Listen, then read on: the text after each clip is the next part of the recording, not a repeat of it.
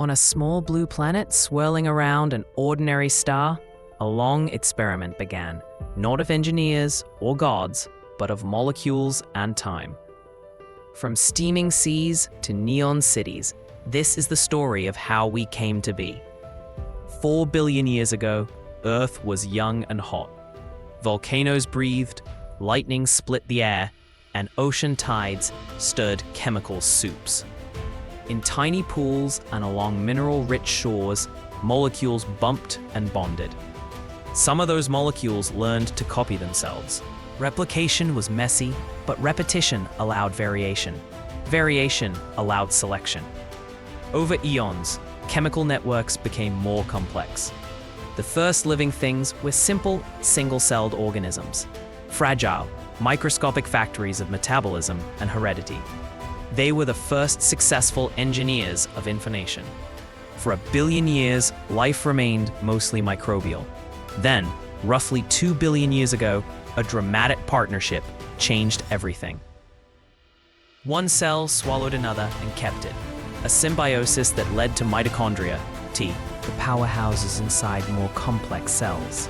These eukaryotic cells could do more, compartmentalize, specialize, and eventually team up. Multicellularity emerged independently in many lines of life. Simple bodies diversified into an explosion of forms. Plants rooted, fungi spun networks, animals learned to move. The story advances in pulses. Fish first mastered waters. Some took risks at the water's edge and ventured onto land. Limbs and lungs, slow at first, open terrestrial worlds.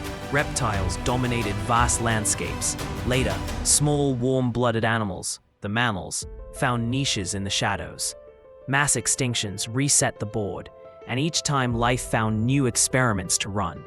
Mammals diversified into bats, rodents, and the primates, creatures whose hands and eyes and social instincts set the stage for something that would call itself human. Around 55 million years ago, primates began to climb trees. Good hands, forward-facing eyes, and social bonds made them nimble and smart.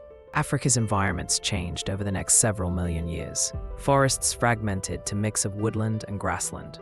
Some primates adapted to open country.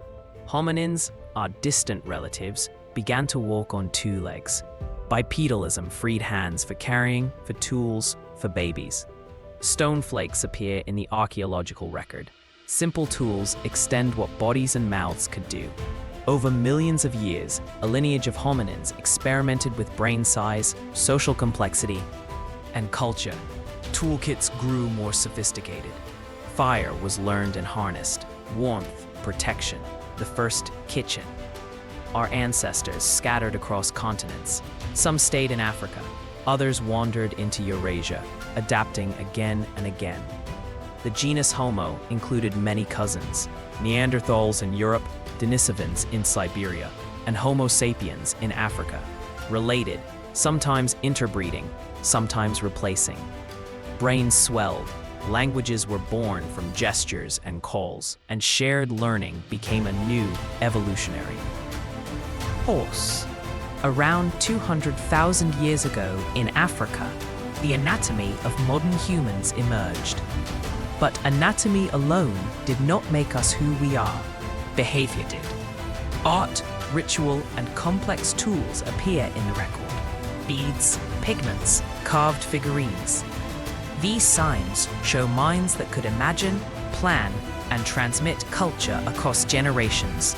Small bands of humans kept moving, pushing into new climates, into ice and desert, into islands and mountains. They adapted not only with genes, but with ideas. Clothing, boats, shelter, and social rules allowed humans to live places no single genome would easily allow. Along the way, they met other human species. Genes passed across boundaries, adding variation. By the time humans reached every continent except Antarctica, a global tapestry of cultures and bodies had begun to form.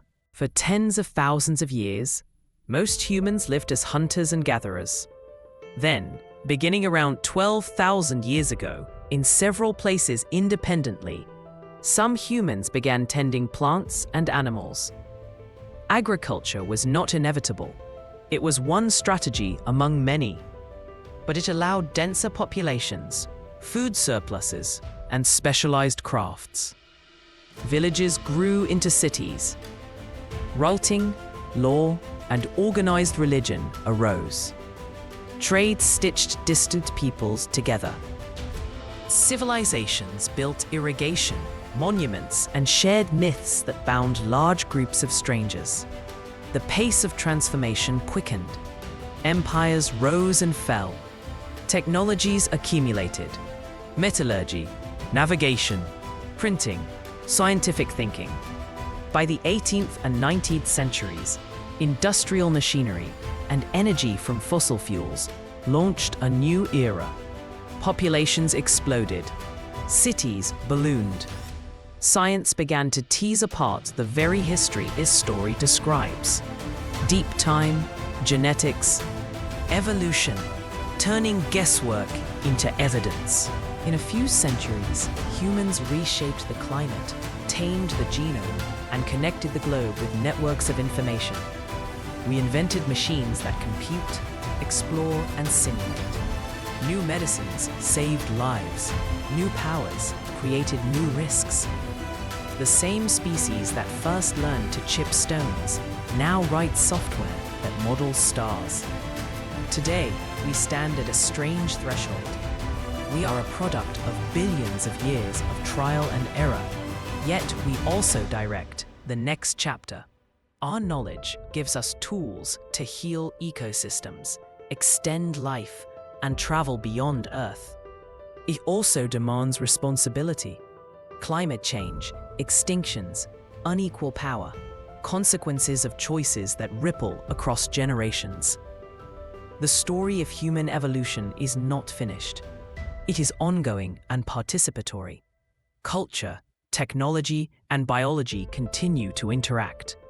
The future will be shaped by what we value, how we learn to cooperate, and whether we steward the planet that made us. From atoms to cities, evolution is the slow art of possibility. We are, in every breath, a lineage of experiments that worked long enough to pass on the next try. Remember, our species is clever, adaptable, and remarkably social. Those traits made us. They can also save us. The long spark that began in warm seas still burns. How brightly it shines depends on what we choose to do with the light.